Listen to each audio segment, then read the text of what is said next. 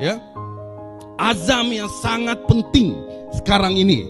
Ya, setelah kita mengharungi tahun 2020, ya, saya selalu memikirkan, saya tidak mau lagi sebut tentang COVID-19 saudara. Ya, kalau boleh kita lupakan saja ini COVID-19, tetapi azam yang harus ada untuk kita hari ini adalah untuk menjadi kuat saudara. Ya, tetapi saya percaya pada tahun 2021, jika kita kuat, ya, jika kita teguh, kita mau supaya hidup ini semakin hari semakin kuat saudara. Ya, semakin tahun semakin kuat. Mungkin dalam 2020 kita berusaha untuk menghabiskannya dengan kekuatan kita sendiri. Dan kita terpaksa mengikuti, mematuhi SOP. Nah, tidak salah saudara. Tetapi sekarang, ya, 2021, kita tidak tahu hari esok. Kita tidak tahu hari minggu depan. Kita tidak tahu bulan depan apa yang akan terjadi, saudara. Itu sebabnya saya mau mengangkat tema ini untuk kita, saudara. Supaya setiap orang percaya pada hari ini, saudara, harus mau tidak mau kita harus menjadi kuat. Amen. Harus memiliki iman yang kuat, ya, harus memiliki hidup yang kuat. Dan di awal-awal perkataannya ini, dalam ayat yang ke-10 ini saudara, firman Tuhan berkata, akhirnya hendaklah kamu kuat. Dia mendahulukan semua ucapan dan perintah peringatan ini untuk mengatakan supaya mereka harus kuat, dan kuat di dalam Tuhan saudara. Haleluya saudara.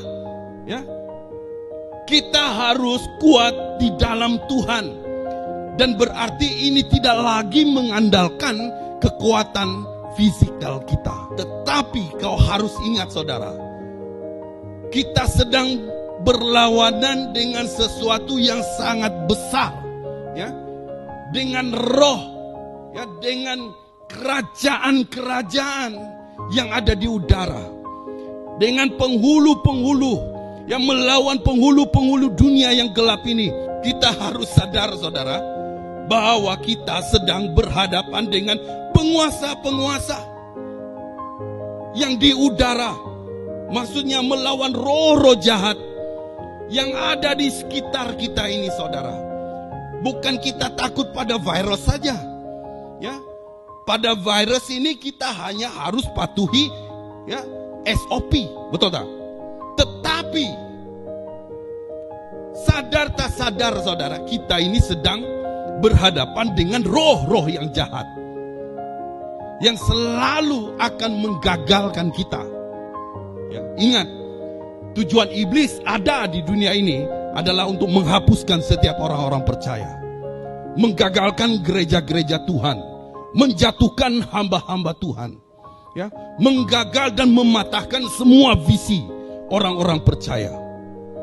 Apatah lagi di dalam hidup kita sebagai orang Kristen sehari-hari saudara, iblis akan senantiasa berjalan keliling, ya, dan mengaum-ngaum seperti singa yang hanya menanti bila saat engkau lemah. Jadi itu sebabnya saudara, kita mau menegaskan, ya, awal tahun ini kita harus kuat saudara. Saudara, iblis sangat benci sekali melihat apabila kita ini semakin hari semakin kuat. Tetapi kita harus kekal kuat saudara.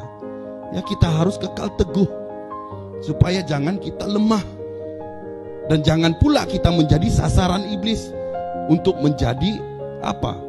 Alat iblis untuk menggagalkan semua perkara. Nah, itu sebabnya saudara, ingat bahwa iblis lebih cerdik, ya. Kadang-kadang musuh kita itu lebih mulus saudara, lebih bijak daripada kita. Makanya kita harus fokus. Mari saudara, ya, kuat di dalam Tuhan itu sangat penting, ya. Mau tidak mau kita harus kuat. Haleluya saudara. Ya, mau tidak mau, ya, mulai hari ini kita harus kuat saudara. Karena kita tahu bahwa kita sedang berhadapan dengan siapa. Ya, kita menjadi kuat di dalam Tuhan bila kita menerapkan kebenaran yang terdapat dalam ayat pembacaan kita tadi. Ya, kita boleh menjadi kuat, saudara. Jangan mudah berputus asa. Ya, kita harus bangkit. Ya, kita harus tegas. Ya, kita harus berdisiplin juga. Ya, kita harus melihat ke depan. Ya, supaya ya kebenaran-kebenaran yang ada di dalam firman Tuhan ini akan menunjang kita, melengkapi kita untuk lebih menjadi seorang pahlawan di dalam Tuhan.